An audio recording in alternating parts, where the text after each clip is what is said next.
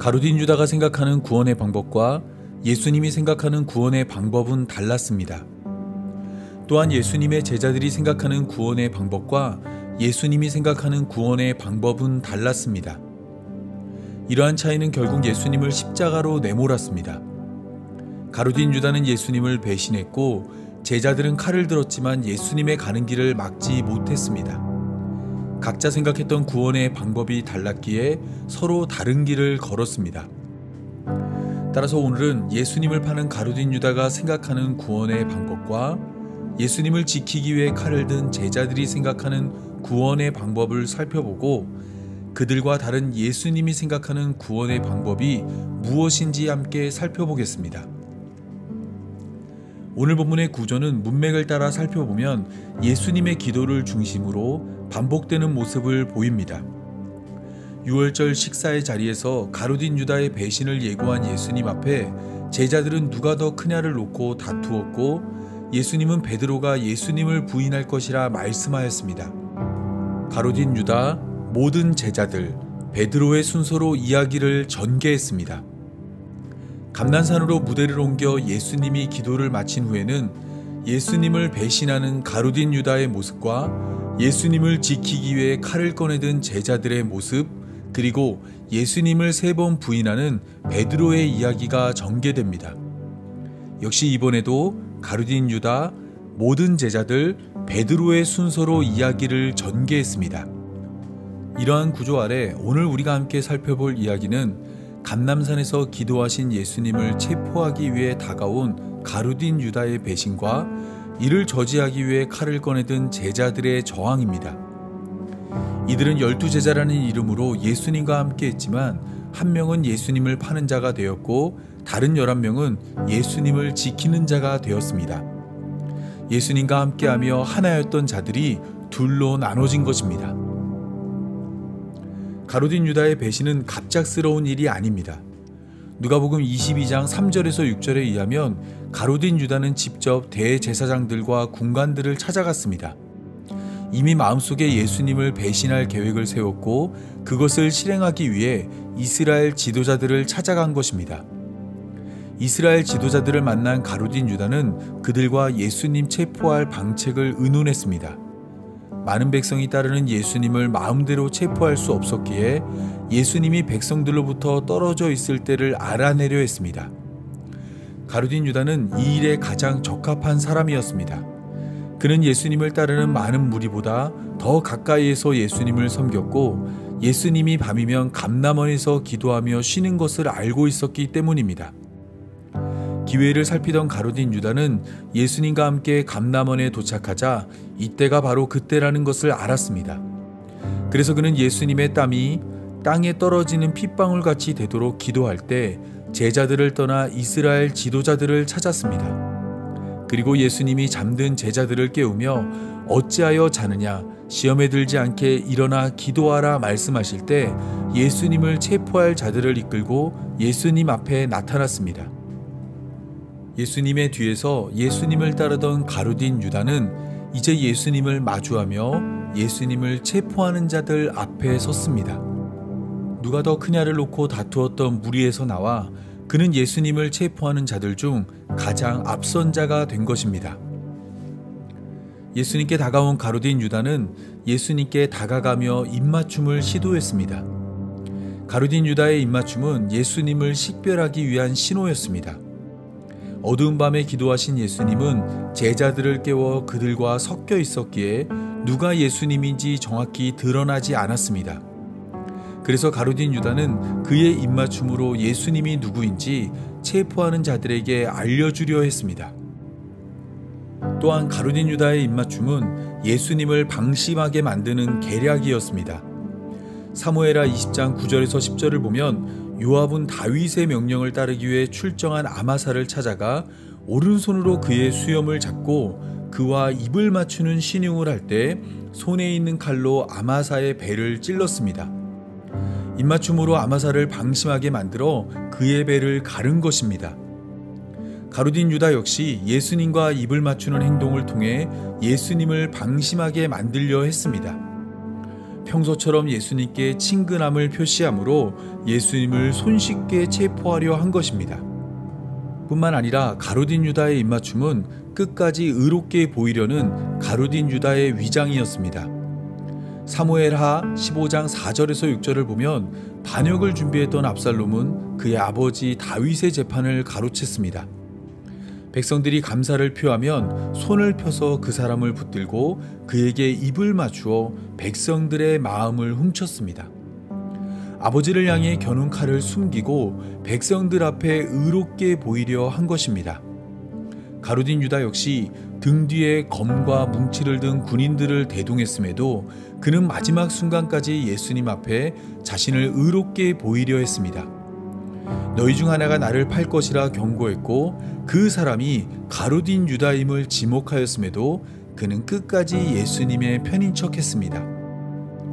이러한 가룟 유다의 모습은 그가 예수님을 배신하게 된 이유를 통해서도 드러납니다. 요한복음 12장을 보면 나사로의 부활로 예수님을 위한 잔치가 열렸습니다.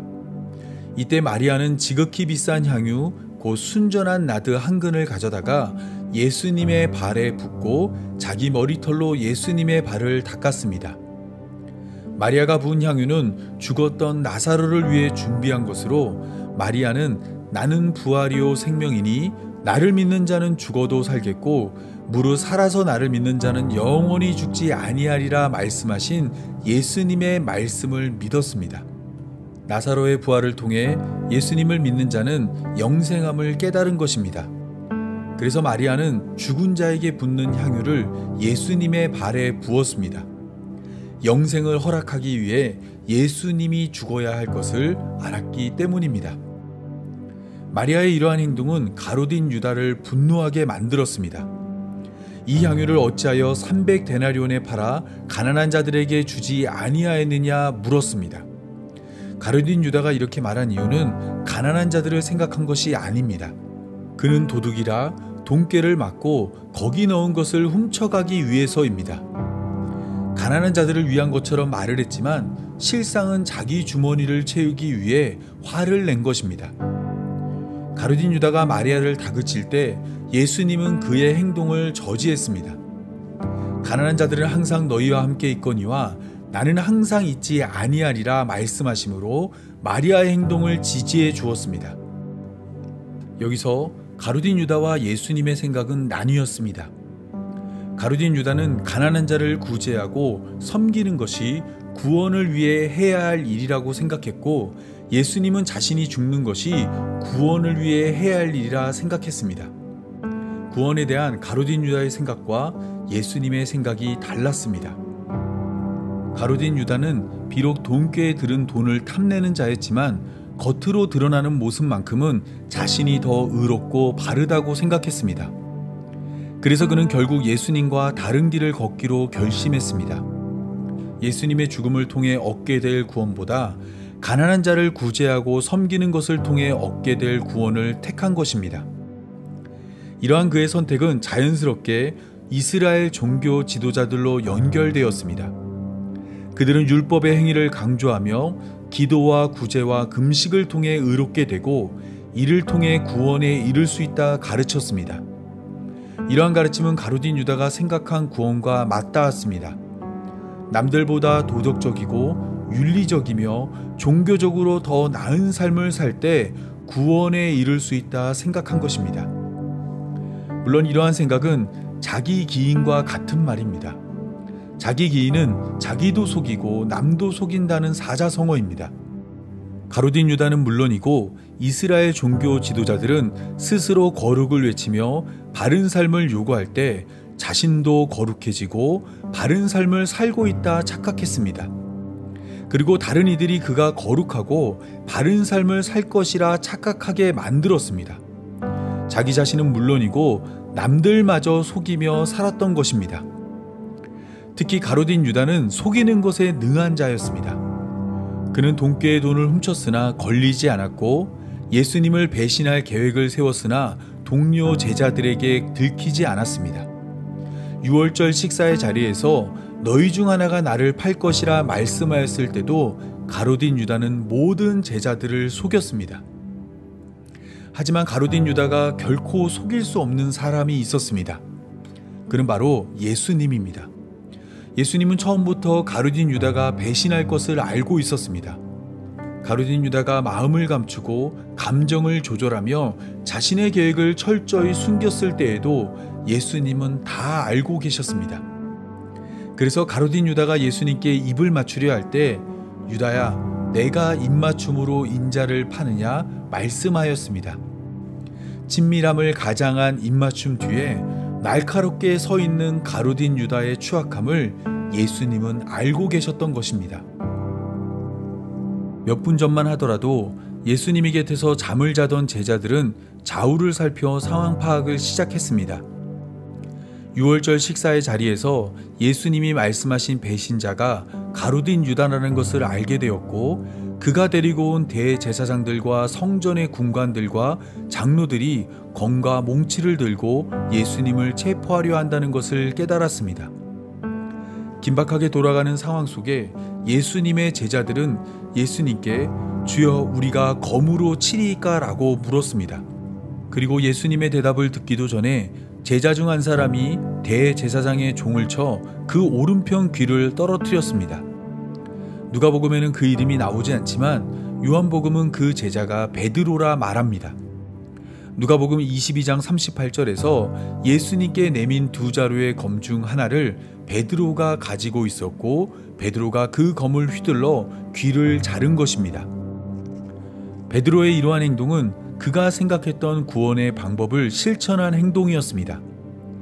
그는 예수님이 그리스도가 되어 강한 힘과 권력으로 로마를 몰아내고 이스라엘을 새롭게 건설할 것이라 생각했습니다. 이러한 베드로의 생각은 유월절이 되자 더욱 커져갔습니다. 예수님을 따르는 자들이 눈덩이처럼 불어났기에 마음만 먹으면 언제든지 밀란을 일으켜 이스라엘을 독립시킬 것이라 기대했습니다. 베드로의 이러한 기대는 누가복음 22장 33절에 잘 나타납니다. 베드로는 예수님에게 주와 함께 오게도 죽는 데에도 가기를 각오했다 말하였습니다. 이스라엘의 독립을 위해 어떠한 희생도 감수하겠다 말한 것입니다. 다른 제자들의 생각도 베드로와 같았습니다. 그들도 예수님이 강한 힘과 권력으로 이스라엘을 독립시킬 것이라 기대했습니다. 예수님이 가진 지혜와 예수님이 보여준 능력만 있으면 어떤 세력도 물리칠 수 있다 생각했습니다. 그래서 제자들은 검 두 자루를 구해 가슴에 품고 다녔습니다. 예수님이 말씀만 하시면 예수님을 위해 검을 휘두르려 했습니다. 그것이 예수님을 위한 일이고 그것이 하나님 나라를 이루는 방법이라 생각한 것입니다. 하지만 예수님의 생각은 달랐습니다. 이미 두 자루의 검이면 족하다 말씀하신 것처럼 예수님은 칼로 싸워 하나님 나라를 세우려 하지 않았습니다. 예수님은 힘과 권력이 아닌 예수님의 죽음을 통해 하나님 나라를 이루십니다. 때문에 예수님은 이것까지 참으라 말씀하신 후 베드로가 자른 귀를 고쳐주었습니다. 한때 예수님과 함께했던 제자들은 이제 두 패로 나뉘어졌습니다. 예수님을 사이에 두고 예수님을 팔려는 가룟 유다와 예수님을 지키려는 제자들로 대립했습니다. 서로 다른 방법으로 구원을 이루기 위해 한쪽은 예수님을 죽이려 했고 한쪽은 예수님을 지키려 했습니다. 보통 이러한 대립에는 답이 있기 마련입니다. 가룟 유다가 맞다면 제자들이 틀린 것이고 제자들이 맞다면 가룟 유다가 틀린 것입니다. 그런데 오늘 본문을 보면 예수님은 양비론적 입장을 취해 가룟 유다도 틀렸다 말씀하시고 그 외의 제자들도 틀렸다 말씀하십니다. 예수님을 팔려는 가룟 유다도 잘못됐고 예수님을 지키기 위해 검을 든 제자들도 틀렸다 말씀하신 것입니다. 보통 이러한 양비론의 결론은 답이 없다 말하는 불가지론입니다. 하지만 예수님은 정확히 답을 가지고 있었습니다. 예수님은 처음부터 끝까지 오직 십자가의 구원만 말씀하였습니다. 예수님이 많은 고난을 받고 장로들과 대제사장들과 서기관들에게 버림받아 죽임을 당하고 제3일에 살아나야 할 것을 항상 가르쳤습니다. 도착하는 마을마다 이러한 사실을 전했고 들어가는 회당마다 이러한 사실을 증거했으며 성전에서도 이러한 사실을 가르쳤습니다. 예수님에게 구원에 이르는 길은 오직 예수님의 죽음밖에 없습니다. 사도행전 4장 12절이 말하고 있는 것처럼 예수님의 십자가 외에는 구원이 없습니다. 하나님은 천하 인간 중 구원을 얻을 만한 다른 이름을 우리에게 주신 일이 없습니다. 오직 예수님의 십자가만 우리의 구원입니다. 하지만 고개를 좌우로 돌려보면 여전히 우리 주위에 가룟 유다와 제자들의 방법을 의지하여 살아가는 자들을 쉽게 찾을 수 있습니다. 예수님이 제시하는 구원의 방법보다 가룟 유다가 제시하는 구원의 방법을 따르거나 제자들이 제시하는 구원의 방법을 따라 살아가는 자가 많습니다. 하비콕스의 책 세속도시는 이러한 사실을 잘 보여줍니다. 그는 급변하는 세상 속에 사람들의 관심은 종교가 아닌 구체적인 삶이기에 교회가 종교적인 접근이 아닌 사회적인 접근으로 그들에게 답을 주어야 한다 말합니다. 교회의 기능을 구원으로 제한하지 않고 세상 속 인간 해방에 관심을 기울여야 한다 말한 것입니다. 이러한 그의 주장은 가룟 유다의 주장과 맥을 같이 합니다. 그에게 있어 향유를 예수님의 발에 붓는 행동은 어리석은 행동입니다. 차라리 그 돈으로 가난한 사람을 섬기고 돌보는 것이 훨씬 더 나은 일입니다. 죽음 너머의 삶이 아닌 현실에서의 구원이 교회의 목적이라 생각하기 때문입니다. 이러한 주장은 소위 진보적인 교회들의 나침판이 되었습니다. 많은 교회들이 예수님의 십자가를 전하기보단 교회의 밝은 면을 전하는 데 주력합니다. 성김과 구제와 봉사를 통해 사회적 약자들을 돌보고 적극적인 참여를 통해 사회의 부조리를 바로잡으려 합니다. 이러한 행동이 세상이 원하는 교회이고 이러한 행동이 교회의 구원을 보장한다 생각합니다. 물론 이러한 주장을 비판하며 반대편에서 다른 방법으로 구원을 시도하는 자들도 있습니다. 이들은 교회로 부름받은 성도가 각자의 자리에서 성공한 자가 되어 선한 영향력을 행사함으로 하나님 나라를 이룰 것이라 말합니다. 예수님을 믿는 자가 좋은 대학을 나오고 대기업에 취직하며 큰 돈을 벌고 큰 영광을 누리면 그것으로 하나님을 증거할 수 있다 생각합니다. 이러한 주장은 예수님을 위해 칼을 들었던 제자들의 주장과 맥을 같이 합니다. 예수님을 믿는 자들이 세상에서 중요한 사람이 되어 힘과 권력을 가지면 자연스럽게 세상은 하나님의 뜻이 이루어지는 하나님 나라가 될 것이라 생각하기 때문입니다. 이러한 주장은 소위 보수적인 교회들의 나침판이 되었습니다. 많은 교회들이 예수님의 십자가를 전하기보단 성도의 삶을 중시하며 자기계발서와 같은 내용을 설교하고 묵상과 적용으로 육체를 연단하라 말합니다. 번영과 건강과 부와 명예가 하나님의 복을 받은 증거라 말을 하며 이러한 삶을 추구하는 것이 구원으로 향해 나아가는 발걸음이라 생각합니다. 여전히 예수님을 사이에 두고 가룟 유다와 칼을 든 제자들처럼 다른 방법으로 구원에 이르려는 자들이 대립하고 있습니다. 양쪽 다 예수님의 제자라는 것을 강조하며 자신의 방법이 성경적이고 자신의 생각이 복음적이며 자신의 생각이 세상을 구원할 것이라 생각합니다. 하지만 그때도 그러하고 지금도 여전히 예수님이 말씀하시는 구원은 십자가의 구원밖에 없습니다. 만약 다른 방법이 있었다면 예수님이 겟세마네에서 기도할 때 하나님은 예수님의 기도를 듣고 다른 방법을 찾았을 것입니다. 또한 만약 다른 방법이 있었다면 바울이 갈라디아서 2장 21절에서 말하고 있는 것처럼 예수님의 죽음은 헛된 것이 됩니다. 굳이 힘들고 어렵게 십자가의 길을 걷지 않아도 되는 것입니다.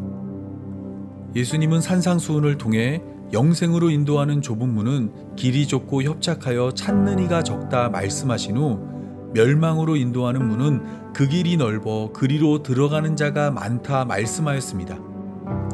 이때 넓은 문으로 들어가는 많은 자들은 천국 문 앞에서 자기 행위를 앞세워 문을 열어달라 말합니다. 주여 주여 우리가 주의 이름으로 선지자 노릇하고 주의 이름으로 귀신을 쫓아내며 주의 이름으로 많은 권능을 행하지 아니하였나이까. 하지만 굳게 닫힌 문은 결코 열리지 않습니다. 예수님은 오히려 내가 너희를 도무지 알지 못하니 불법을 행하는 자들아 내게서 떠나가라 말씀하십니다. 하나님 나라의 문을 여는 열쇠는 가난한 자를 돌보는 섬김이 아니며 강한 힘과 권력도 아니고 선한 영향력도 아니기 때문입니다. 하나님 나라의 문을 여는 열쇠는 예수님의 십자가입니다. 예수님의 십자가만이 굳게 닫힌 하나님 나라의 문을 열 수 있습니다. 사람들이 붐비는 길에는 언제나 함정이 있고 그 끝엔 넓은 문이 버티고 있습니다.